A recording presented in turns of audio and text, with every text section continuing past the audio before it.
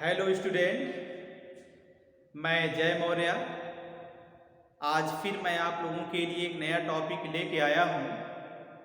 उस टॉपिक का नाम है हुंड का नियम। तो हुंड के नियम को समझने से पहले एक बार हम फिर उसी टॉपिक के बारे में बात करेंगे। पिछले टर्म में हम लोग बात किए थे जिसका नाम था आफ बाऊ का नियम। आफ बाऊ के नियम में हम लोग क्या बात किए थे कि वहाँ पे किसी परमाणु के उपकोष में इलेक्ट्रॉन कैसे हम भरेंगे, वहाँ पे हम आफ बाऊ के नियम से सीखे हुए थे।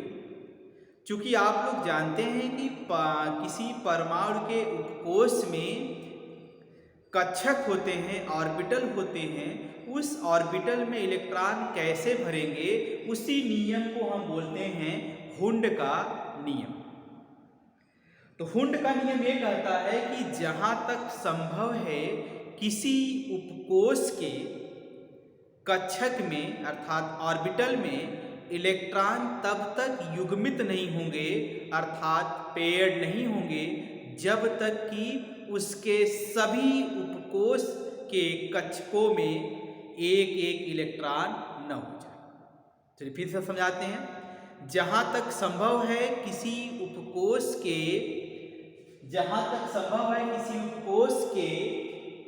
कक्षक में इलेक्ट्रॉन तब तक युग्मित नहीं किए जाएंगे जब तक कि उनके सभी कक्षक में एक एक इलेक्ट्रॉन ना हो जाएं और युग्मित इलेक्ट्रॉनों की दिशा जो होगी वह विपरीत दिशा होती है।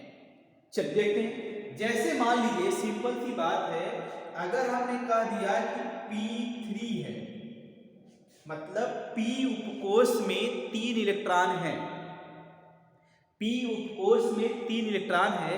इन तीनों इलेक्ट्रॉन को P उपकोष के अंदर जो कक्षक होते हैं, हमने पिछले टर्म पे आपको बताया था इससे पहले कि S उपकोष में एक कक्षक होता है, P उपकोष में 3 कक्षक होते हैं और D उपकोष में 5 कक्षक होते हैं और F उपकोष में 7 कक्षक होते हैं।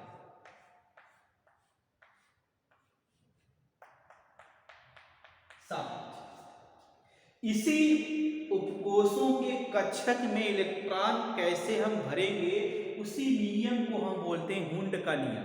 हुंड का नियम यह है कि अगर P उपकोष है, मान लीजिए इस P उपकोष में 3 कक्षक होते हैं। सबसे पहले हम क्या करेंगे, सभी कक्षक में एक एक इलेक्ट्रॉन भरेंगे। D उपकोष अगर होता तो D उपकोष के सभी कक्षकों में पहले एक एक इलेक्ट्रॉन भरेंगे, तब हम दोबारा पेयर्ड करेंगे। जैसे P3 है, P उपकोष में 3 इलेक्ट्रॉन है। आप जानते हैं कि P में 3 कक्षक होते हैं, 3 ऑर्बिटल होते हैं। ठीक, कितने इलेक्ट्रॉन है? 3। तो सबसे पहले हम क्या करेंगे, इस पहले वाले में इलेक्ट्रॉन, फिर दूसरे वाले में इलेक्ट्रॉन, तीसरे वाले में इलेक्ट्रॉन। हमेशा पहला इलेक्ट्रॉन जो होगा क्लॉकवाइज होगा, 3 ऊपर की तरफ रहेगा। ऐसे करेंगे, ये नहीं कि हम इस तरह से भर देंगे कि पहले और दूसरे में 2 इलेक्ट्रॉन, फिर तीसरे में 1 कर। ये जो है ये आपका गलत है।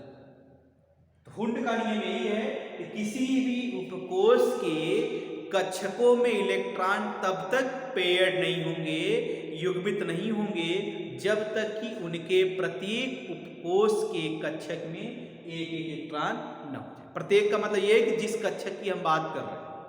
चलिए जैसे एग्जाम्पल एक और है, P4 है। P4 है, P4 का मतलब ये है कि 3 कक्षक हुआ। सबसे पहले क्या करेंगे, सभी कक्षकों में एक एक इलेक्ट्रॉन भरेंगे, क्योंकि एक कक्षक में मैक्सिमम 2 इलेक्ट्रॉन होता है। लेकिन सबसे पहले समान ऊर्जा के कक्षकों में हम एक एक इलेक्ट्रॉन भरेंगे। तो हमने किया एक इसमें, एक इसमें, इसमें 3 हो गया। भरना कितना है? 4। एक इलेक्ट्रॉन और भर दीजिए किसमें, अब पहले वाले उपकोष में आएगा। पहले वाले में आएगा, लेकिन इसको जो दिशा होगी विपरीत होगी। तो ये है ना कि युग्मित इलेक्ट्रॉनों की स्पीड विपरीत दिशा में होती है। ये सही है। ये नहीं कि आप इस तरह से भर दीजिए 1 2 3 4, ये गलत है। अगर आप इस तरह से भरते हैं 1 2 3 4, तो ये भी क्या है, गलत। अगर आप चाहते हैं कि हम इस तरह से भर दें 1 2 3 और इस तरह से, ये भी क्या है आपका, गलत। क्योंकि जब इलेक्ट्रॉन पेयर्ड होगा, पेयर्ड होने के बाद वह स्पिन जो होगी विपरीत होगी, क्लॉकवाइज एंटी क्लॉकवाइज होगा। और हमेशा जब भी पेयर्ड करेंगे फर्दर हम पहले वाले कक्षक में आएंगे, तब हम दूसरे तीसरी तरफ बढ़ेंगे। समझ में आया? शॉर्ट स्क्रीन इसका लीजिए। चलिए जैसे अब एग्जाम्पल एक और लेते हैं। जैसे कहा जाए कि डी उपकोष है, डी उपकोष है, इसमें 5 इलेक्ट्रॉन है। अब इसको आप हुंड के नियम से भरिए। तो करेंगे क्या, डी उपकोष में आप जानते हैं डी उपकोष में 5 डी कक्षक होते हैं, 1 2 3 4 5। तो चलिए तो बनाते हैं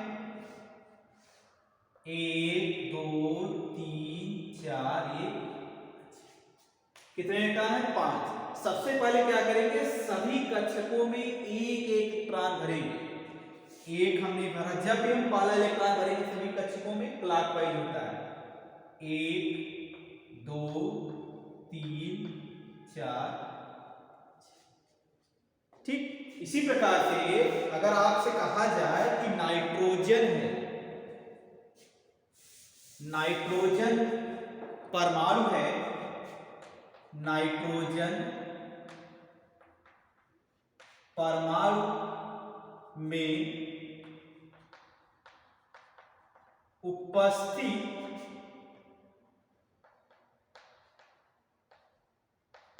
इलेक्ट्रॉनों को उनके कक्षकों में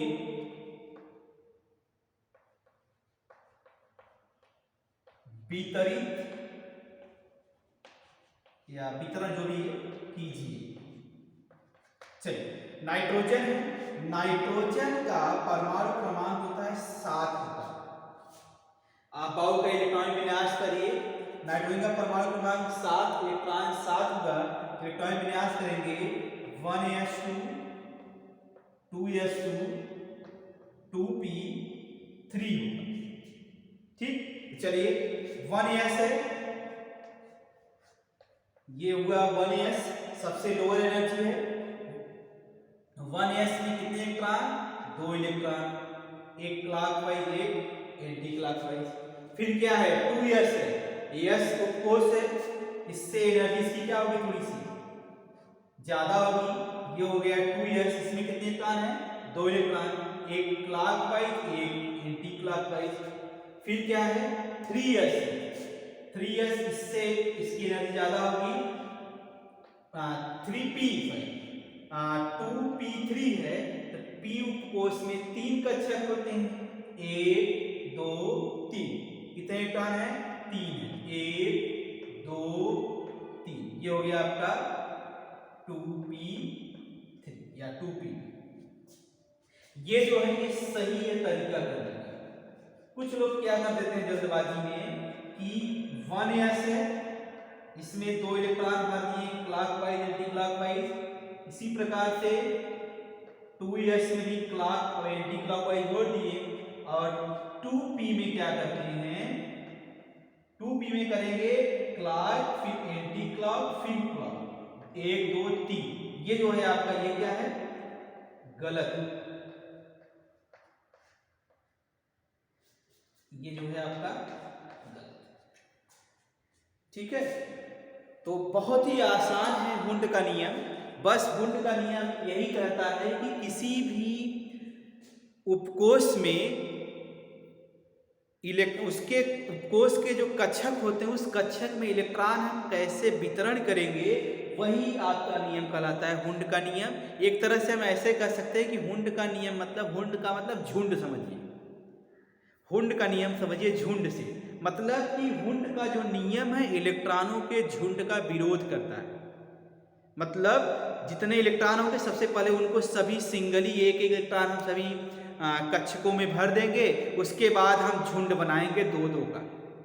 जैसे अगर F कक्षक होता या F कोष होता, सबसे पहले मान लीजिए 8 इलेक्ट्रॉन भरना है ना, अगर 8 इलेक्ट्रॉन भरना है सबसे पहले आप क्या करेंगे 1 2 3 4 5 6 7, तब आएंगे पहले वाले कक्षक में और इलेक्ट्रॉन क्या होगी विपरीत होगी नीचे की तरफ, इसकी विपरीत क्या होगी दिशा विपरीत होगी।